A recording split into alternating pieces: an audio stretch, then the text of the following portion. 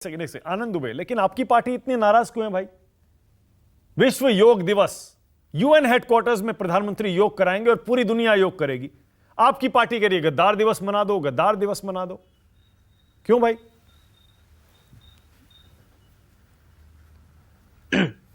मानक जी नमस्कार।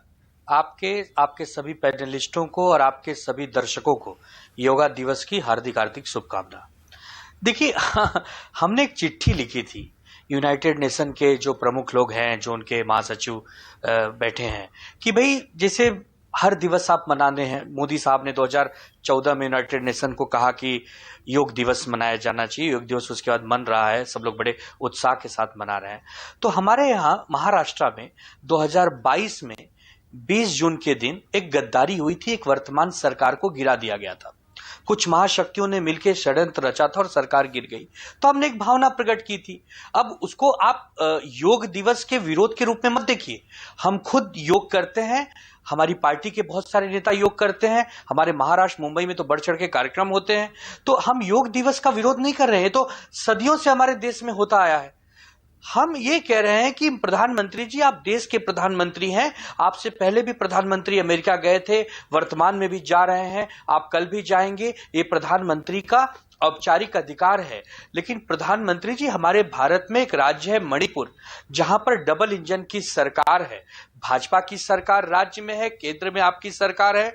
आज मणिपुर पिछले कई दिनों से जल रहा है, वहां पर हिंसा भड़की हुई है, वहां दो समुदायों के बीच में खूनी खेल चालू है। क्या आपको जब पता है कि आप अमेरिका जाने वाले हैं, आप एक 4 घंटे के लिए मणिपुर नहीं जा सकते? आप वहां के लोगों से बातचीत नहीं कर सकते? क्या वो आपके अपने लोग नहीं है? अरे भाई, अमेरिका तो ठीक है, बहुत बड़ा देश है, आप अमेरिका के बुलाए पे जा रहे हैं, वो आपका एक औपचारिक कार्यक्रम है, आप जाइए, हम आपके साथ हैं, आपका स्वागत करते हैं। लेकिन मणिपुर भी तो हमारा एक हिस्सा है ना। आप जब बात करते हैं सबका साथ सबका विकास, तो क्या मणिपुर के लोगों के प्रति आपके मन में कोई उदारता, कोई दया की भावना नहीं है? होनी चाहिए कि नहीं होनी चाहिए? देखिए, ये इत्तेफाक नहीं है। इस चिट्ठी ने हिंदुस्तान का मजाक बनवा दिया होगा। जो आपने संयुक्त राष्ट्र में एक चिट्ठी लिख दी है कि 20 जून को आप गद्दार दिवस घोषित कर दीजिए, और दूसरी तरफ आप कह रहे हैं योग दिवस की शुभकामनाएं। ये क्या है? ये कैसी चिट्ठी है ये आनंद दुबे? यूएन का क्या लेना देना महाराष्ट्र में क्या हुआ? मानक जी, जब आप कोई विश्व में मानक जी जब विश्व में कोई दिन आप मनवाते हैं, तो उसकी घोषणा कौन करेगा? आप यदि कोई पर्यावरण दिवस मनाया जा रहा है, विश्व का कोई सांस्कृतिक दिवस मनाया जा रहा है, तो वो यूनाइटेड नेशन के पास ये अधिकार होता है ना कि भाई सभी विश्व के लोग उसमें मेंबर है, तो भारत भी एक मेंबर है। तो यदि संजय राउत जी ने एक चिट्ठी लिख दी, मानक जी आप हंसिए पर, ये आप सोचिए, आप हमारी पीड़ा सोचिए। हमने एक चिट्ठी लिखी कि भाई हे विश्व के लोगों, आप देखिए, हमारे मोदी जी तो कहते हैं विश्व गुरु है, लेकिन हम उनसे कह ही रहे हैं, आपको भी कुछ कह देते हैं। अब आप निर्णय ले लीजिए, नहीं मनवाना है मत मनाइए गद्दार दिवस। लेकिन हमने एक भावना प्रकट की। अब चलती फिरती सरकार को आप गिरवाएंगे। चुनाव आयोग कहता है कि शिवसेना जो है वो असली एकनाथ शिंदे की है। आपको पचता है? किसी को पचेगा इस देश में? किसी को यकीन होगा, विश्वास होगा? लेकिन अब क्या करें, हम चिट्ठी लिख दें तो ये देश का अपमान हो जाए। हिंदुस्तान में किसी को भी लिख देते, सीधे संयुक्त राष्ट्र में लिख दी चिट्ठी, बताइए गद्दार दिवस घोषित कर दीजिए। अरे यहां लिख देते, राष्ट्रपति को लिखते, गवर्नर को लिखते, सीजेआई को लिखते, किसी को भी लिखते, चुनाव आयोग को लिखते। यहां भी लिखा है, यहाँ भी लिखा है, यहाँ भी लोगों को कहा है, लिख दिया, यहाँ भी कहा है, लेकिन चूंकि अधिकार यूनाइटेड नेशन के पास है तो उनसे गुहार लगाएंगे। अच्छा, शाजिया इल्मी जवाब दे रही है आपका। ओके शाजिया, बोलिए। देखिए, गद्दार कौन है ये सब जानते हैं। भारतीय जनता पार्टी के साथ जिस पार्टी का सबसे पुराना संबंध और अलायंस रहा है, सिर्फ और सिर्फ एक कुर्सी पर बैठने के लिए, उस पूरे रिश्ते को, बल्कि जो पूरा जो वर्चस्व भी मिला था, और भारतीय जनता पार्टी और शिवसेना का जो पुराना अलायंस था, किस तरह से उसका मखौल उड़ाते हुए, आम जनता का मजाक उड़ाते हुए जो गद्दारी की है आनंद भाई ने और उनकी पार्टी ने, वो सबके सामने है, वो जग जाहिर है।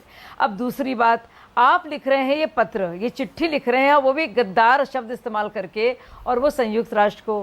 क्या आपको भारत में, और आपको लगता है मराठी मानुस को भूल जाइए आप, भारत में कोई भी भारतीय इसको बर्दाश्त करेगा?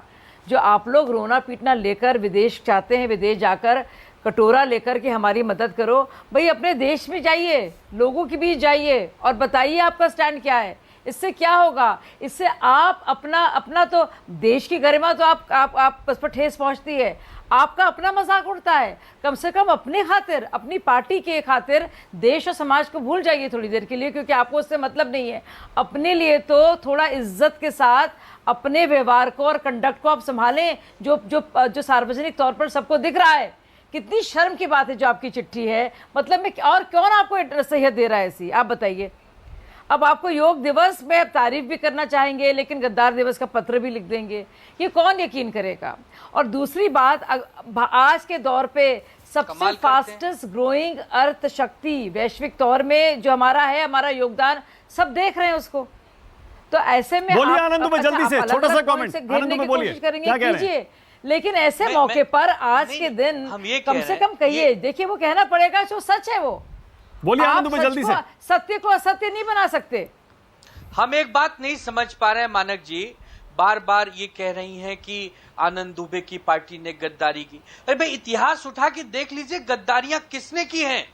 जब बंद कमरे में मातोश्री हमारे लिए मंदिर होता है और वहां पर हमारे बच्चों को आप झुठला दे रहे हैं। आपने एनसीपी के साथ सुबह सुबह 4 बजे सरकार बना ली, वो गद्दारी आपको नहीं दिख रही। और अगर हम कह रहे हैं कि गद्दारों का दिन घोषित किया जाए, उस पर आप कह रहे हैं कि देश का अपमान है। मैं ये नहीं समझ पा रहा हूं कि चारों तरफ आप ही की जीत होगी, ऐसा कहीं लिखा नहीं है। आप योग को बढ़ावा देते हैं। ऑलराइट, अभय दुबे को लाइए। ओके ऑलराइट, एक सेकंड आप रुक जाइए। महाराष्ट्र पर आज ज्यादा, उससे ज्यादा नहीं। अभय दुबे, जैसे राजकुमार भाटी भी कह रहे थे, आप सहमत हैं क्या कि प्रधानमंत्री योग दिवस या फिर योग का इस्तेमाल, इसके प्रचार का इस्तेमाल अपनी छवि चमकाने के लिए करते हैं? क्या आप भी यही आरोप आज फिर से लगा रहे हैं क्या अभय दुबे? माणक जी, आरोप नहीं है। मैं भारतीय जनता पार्टी की प्रवक्ता से पूछना चाहता हूं, क्योंकि अगर मैं खुद कहूंगा तो वो नेगेटिव नोट पर बात जाएगी कि आपने प्रचारित तो खूब किया, मगर वास्तविकता का धरातल क्या है बताइए।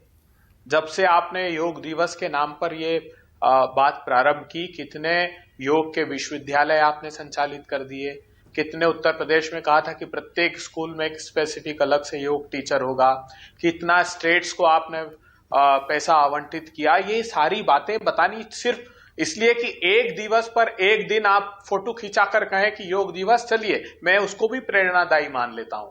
लेकिन जब तक जमीन पर काम नहीं करेंगे तो ये आरोप आप पर लगते रहेंगे, जिससे आप भाग नहीं सकते। हम आपको अकाउंटेबिलिटी फिक्स करने का दायित्व जनता ने हमारा दिया है, प्रतिपक्ष का काम ही है कि आपको रास्ता दिखाएं, आपसे सवाल। ओके, शाजिया जवाब दे रही है, उसका देख लेना है मुझे। शाजिया बोलिए जल्दी। शाजिया देखिए अभय जी, हमेशा नकारात्मक ऊर्जा का इस्तेमाल करना और निराशाजनक बातें करने से बेहतर है कि हम लोग कुछ पढ़ लिख लें, समझ जाएं। ये हमसे आप क्यों पूछ रहे हैं? आप गूगल से पूछ लीजिए, किसी से पूछ लीजिए, आयुष मंत्रालय से के बारे में पूछ लीजिए, आयुष्मान भारत के बारे में पूछ लीजिए। जिस तरह से जो अब पूरे कोविड में आप देखिए, वैक्सीन मैत्री तो हम जानते हैं वैक्सीन ने क्या किया है, एक मिसाल है पूरे देश दुनिया के लिए।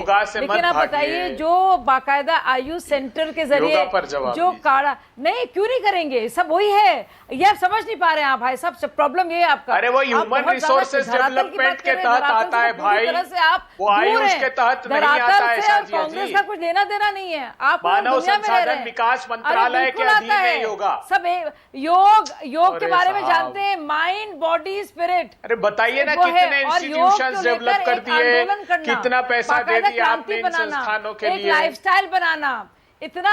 अरे बता देंगे आपको। आप गूगल कर लीजिए ना भाई साहब। अगर आपको कुछ और नहीं मिला, मैंने आपकी पेरिस एग्रीमेंट की बात बताया, मैंने मुझे दिखा नहीं गूगल पे।